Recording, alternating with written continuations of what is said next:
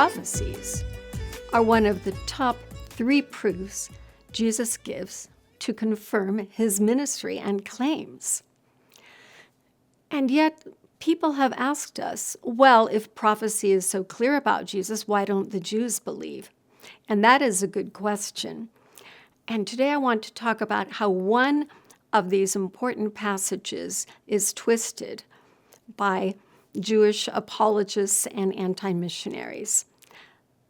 At Christmas, we think about Micah's prophecy in chapter 5 and how Matthew has quoted it.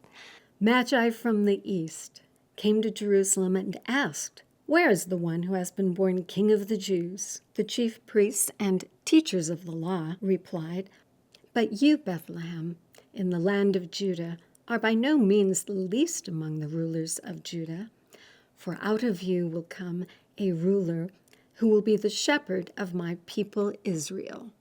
So Matthew quotes this verse actually as part of the story of the wise men looking for Jesus.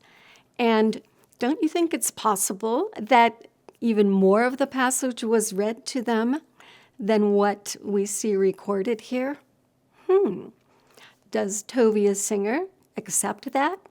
Let's go back now and look at the original passage in Micah. "But you, Bethlehem, Ephrathah, though you are small among the clans of Judah, out of you will come for me one who will be the ruler over Israel, whose origins are from old, from ancient times." And then verse 4 says, "He will stand and shepherd his flock in the strength of the Lord, in the majesty of the name of the Lord his God." Did you notice that there's more in Micah than is quoted in Matthew? Myself as a writer, I find that very sensible. Or maybe you, if you're going to a wedding, when you tell what happened, you don't say every exact thing. And that's the way I am. I take the important points.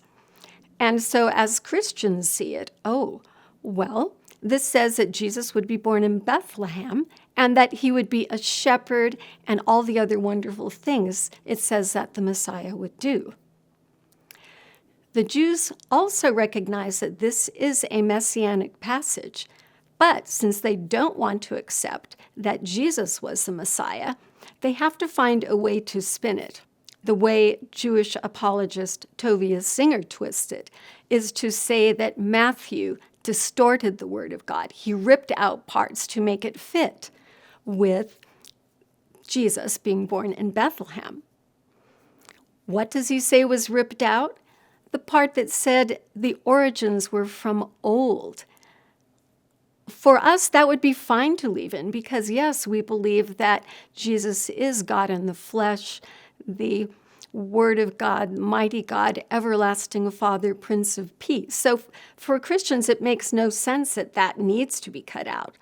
But he said that we did it because, according to their view, if you leave it in, it doesn't really mean that the Messiah was to be born in Bethlehem. Did you get that when I read it out of Micah, that it wasn't talking about Bethlehem? Nobody I've ever met who wasn't trying to twist Jesus out of it would say that. No, what they say is, it just meant that David came from Bethlehem and the Messiah would come from David because David was of old. But really, friends, was David ancient? Was the 300 years that David was before prophet Micah, was that ancient? Okay, if they want to interpret it that way, they can.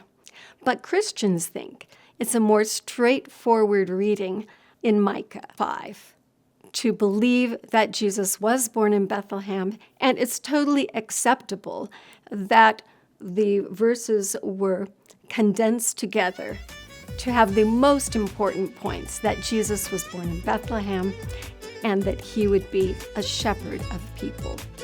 And we know, friends, that he was the good shepherd who laid down his life for the sheep.